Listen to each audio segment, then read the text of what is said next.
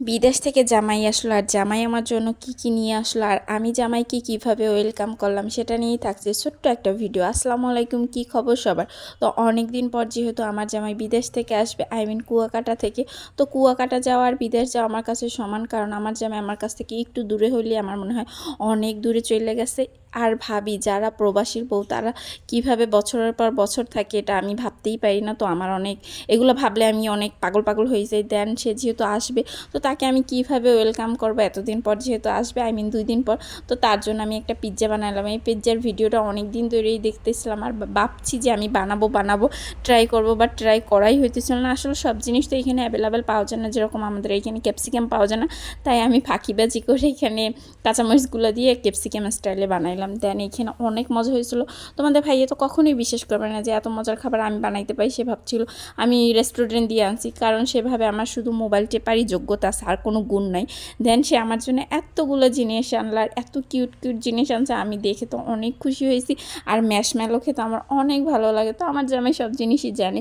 এখানে অনেক কিছুই আনছে আমার জন্য, বাসা সবার জন্যই আসছে। দেন রাত্রবেলা তার জন্য আমি একটু স্পেশাল খানা দানা বানাইলাম। এখানে একটু বিরিয়ানি রান্না করলাম, যেহেতু জামাই অনেক দিন পরে আসছে। তো দেন খাওয়া দাওয়া করে আমরা ঘুমিয়ে পড়লাম। আর সকালবেলা ঘুম থেকে একটু দেখলাম একটা মামা 20 টাকা করে এগুলো বিক্রি করতেছিল। আর যেহেতু আমি এখন যে একজন সংসারী মেয়ে, সো আমি এইগুলো দেখলে আমার তো কিনতেই হবে, তাই এগুলো দাম অনুযায়ী একদম খারাপ না আর একদমও যে ভালো সেটা আমি বলবো না। আসলে 20 টাকা আর কী বা পাওয়া যায়। সো এইগুলো কিনলাম অনেকগুলো। তারপর সকালবেলা আমি একটু নাস্তা করে নিলাম।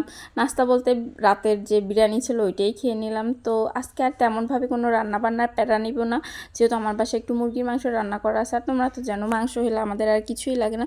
তো তারপর একটু শাক রান্না করলাম। আর এই পালং শাকটা আমি আজকে প্রথমবার রান্না করছি, খাইছিও মনে হয় 2 থেকে 3 বার। তো আমার মুরগিগুলো আমার সাথে ভয়েস দিতে আসছে, তো ওদেরকে একটু হাই হ্যালো দাও। তো এখানে আমি সুন্দরভাবে রান্না করতেছিলাম। আচ্ছা, তোমরা কে কীভাবে পালং শাক রান্না করো আমাকে একটু কমেন্টে জানাবো। আর এইখানে যেহেতু একটু মুরগির মাংস ছিল, ওই মুরগির মাংসটা আমি সুন্দরভাবে গরম দিয়ে নিলাম। দেন দুপুরে খাওয়া দাওয়া কমপ্লিট করলাম। তারপর ভাই আবার ক্ষুধা লাগছে। একটা মানুষের কীভাবে এত ক্ষুধা লাগে আমি জানি না। তো কি করব ভাবতেছিলাম, তো আবার ইউটিউব মামাকে সার্চ দিলাম, দেখলাম যে প্যানকেক খেতে আমার আগে খেতাম, বাট এখন খাই না। তো আজকে ভাবলাম একটু ট্রাই করি। ইউটিউব দেখে সবই ঠিক ছিল, বাট বাকিটি ইতিহাস। এখানে আমি ইউটিউবে যা যা বলছিল, শুধু ডিমটা আমার বাসায় ছিল না, এর জন্য আমি কিউট কিউট কোয়েল পাখির ডিম দিই। আর কোয়েল পাখির ডিম আমার অনেক পছন্দ।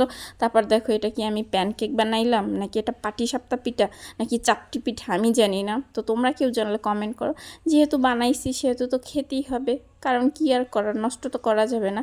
আর খাবার নষ্ট করা আমি একদমই পছন্দ করি না। দেন গপাগপ খেয়ে ফেললাম। আর আজকে আমার এই ভিডিওটা তোমাদের কেমন লাগলো অবশ্যই কমেন্ট করে জানাবেন। লাইক শেয়ার দিতে ভুলবেন না। আল্লাহ হাফেজ।